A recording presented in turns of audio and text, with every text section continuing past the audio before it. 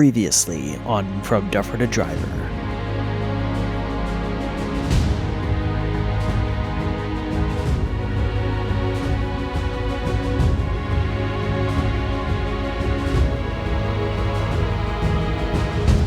Greetings golfers, From Duffer to Driver here, and today we are trying to break 90. Make sure to check out my last video to see the front 9, which you just saw a brief preview of, but spoilers, it didn't exactly go to plan. And we are starting on the back 9 on the back foot. I'm a 25 handicap, so at this point we are going to try and go for 100. We get a solid drive off the tee, which should put us in a great position on this short downhill par 5.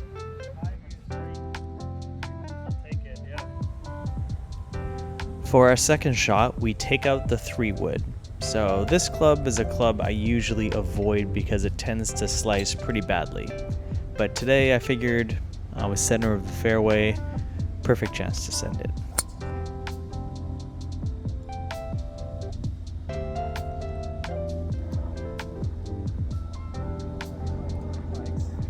We were able to stay on the fairway and now have a perfect chance here to get on the green for a potential birdie. I have been practicing my 60-yard shot with my gap wedge, so as long as I make good contact here, this should make the green easily. Even with a good practice swing, we chunk this before making contact with the ball, and I don't think this even rolls 20 yards downhill. We roll just past the yellow lines where the course is being worked on. After that embarrassing shot, I'm looking to use my pitching wedge to just get this on the green. Now this goes right, but stops just on the edge of the green, giving us a chance for a par putt. On the front 9, my putting was killing me, usually 3-putting, and I think twice I 4-putted. Let's see if I can start the back 9 on a strong note. We get another close call, which is another theme in this round, but at least we sink this easy putt for bogey. A net great score for me, but remember, I'm already on the back foot and trying to claw back some score here. We come up to a long par 3, with 180 yards being a distance I really don't have in my bag. I opt for the 6-iron, which can go 170 if I strike it well. I want to avoid the bunker on the left, so I'm looking to aim a bit more right here in front of the green. So not the greatest hit, but we land on the hill just next to the green, so we can still make a par or bogey here.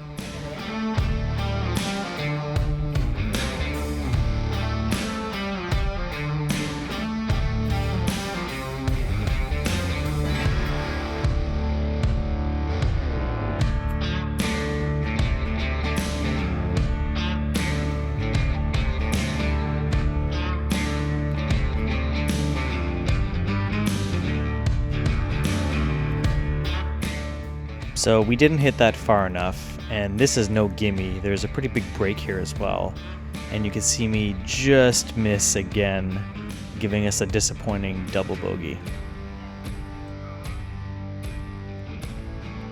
Now we move to the longest par 3 on the course. We have 203 yards to the flag, with this green being completely surrounded by bunkers. I take out my hybrid, the only club that can go 200 if I hit perfectly, ensuring I won't hit it over the green into trouble. I'm aiming just in front of the green here.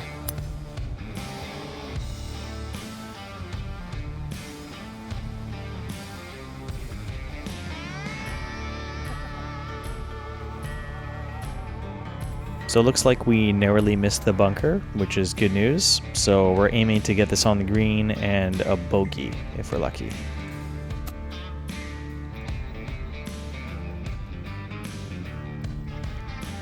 That great chip puts me within makeable putting distance, but again, today has not been my day.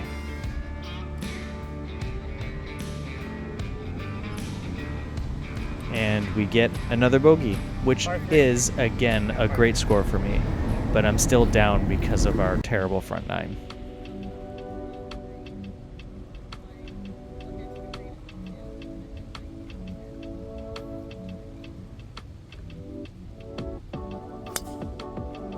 So this is probably my worst drive today, being sub 200, and my slice has come back to boot as well. In the rough, I decide to use my hybrid instead of something like a 7-iron to get back into play. These are the mistakes that I tend to make being a 25 handicap. In retrospect, it makes more sense to use a 7-iron here. And we chunk this pretty badly, and my ball flies into the trees, only to miraculously bounce out. I was hoping for a good bounce. Because of where my ball bounced to, I'm now left with no choice but to bump this back onto the fairway.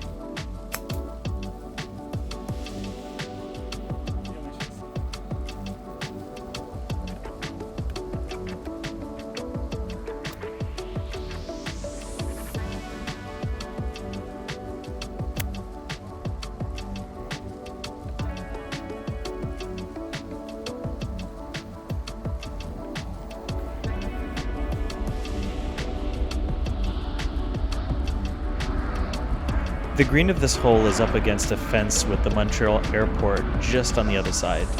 It's been really noisy on the course today because they were taking off using the runway right next to the course. So a problem that I find myself in from time to time as a high handicapper is hitting the ball back and forth over the green. It is so frustrating when it happens. It really shows the importance of a strong short game because most of the time I'm just winging it, honestly, in case that wasn't too obvious already. Now this putt from the rough almost goes in. That's another missed putt by less than an inch, which I swear has happened on every hole this round.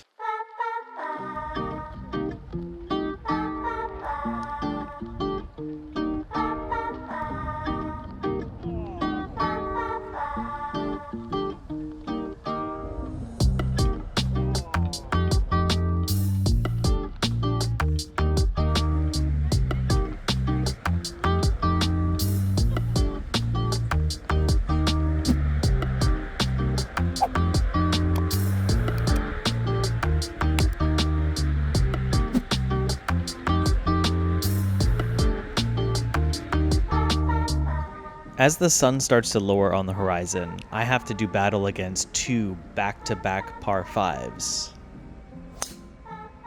Now this solid drive goes real high and a little left, landing in the rough on those undulating hills. Now it's really hard to see here, but there's a giant wasp that has decided to just chill on my golf ball, and I only notice as I set up to hit with my hybrid here. So I debate what to do, but decide the best course of action is to strike the ball cleanly, hopefully killing the wasp. If I duff this shot, the wasp might survive and try to kill me.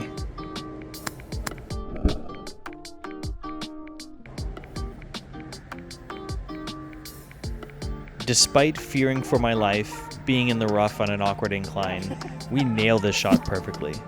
I need to get more wasps to land on my balls.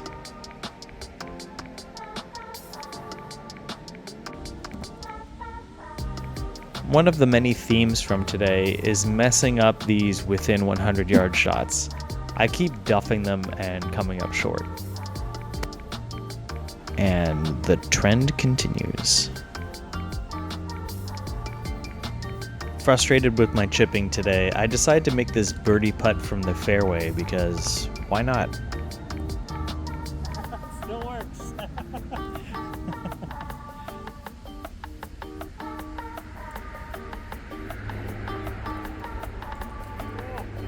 That's another narrow miss, and we get a respectable bogey in the end.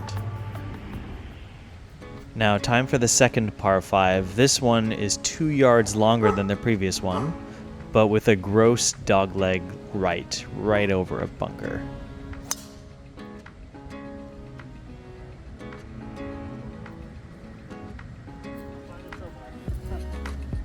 So I miraculously find my ball amongst the Canadian fall leaves, and we miss the bunker, lucky for us. But with the trees over me, I'm left with no choice here but to bump it onto the fairway.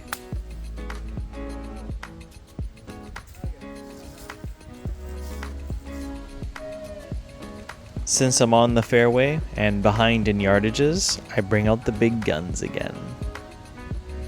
But this goes too far right, and I actually end up landing right next to the red tees of the previous hole. Lucky for me, we were the last group of the day, otherwise I would have had to have yelled 4. 85 yards to the center. That's the tee off box for the last hole. Now, since we're on the wrong hole, technically, I'm coming at the green from a weird angle, and so there's a strange bunker in between me and the green that I'm not used to being in play. I decided to aim this more left to be more safe. And this ends up going a little too far left, but I get saved by the deep rough here. Otherwise, we would have gone in the bunker.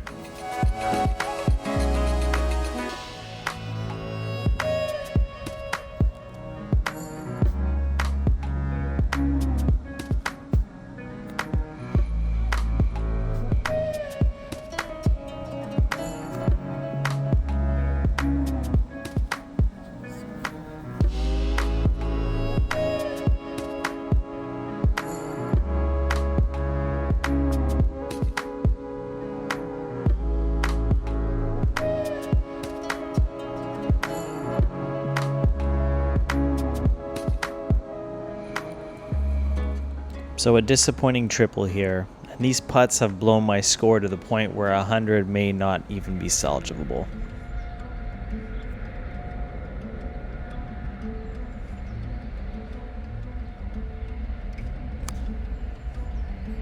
My first good par 3 shot, this shot lands really close to the flag on the green. This could be my chance. So I get birdie chances here and there, and have scored a few birdies before, but none this year so far. And with my putting today, I'm not feeling very confident right now. Yes! That's what I'm talking about. That's my first birdie of the year. Nice. Heck yes. Oh man. And just like that, I'm back in it. To score 100, I would have to birdie the next 2 holes in a row. And while that's not impossible, I've only ever gotten a handful of birdies before, so it's definitely unlikely.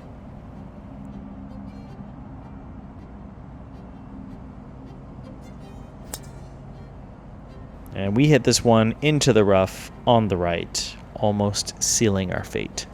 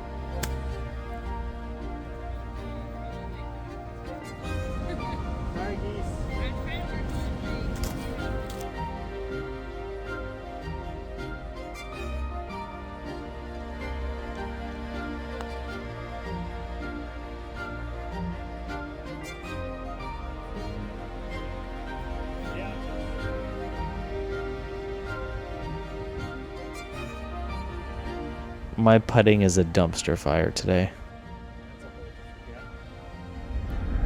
With the sun setting over the clubhouse, we tee up on the 18th, looking to stay clear of the water and the sand trap. At least we end the day with a solid drive, hitting the fairway.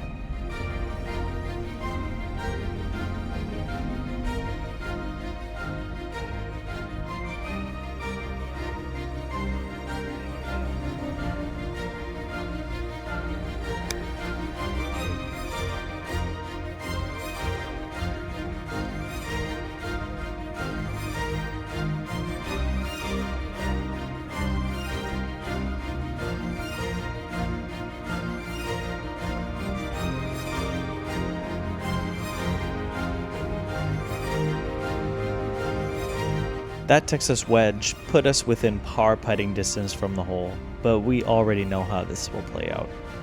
I honestly did not think that I played too badly today looking back at it. What I did learn is that I really need to practice my putting and my short game. The amount of narrowly missed putts is infuriating to think about, but that's part of the game of golf.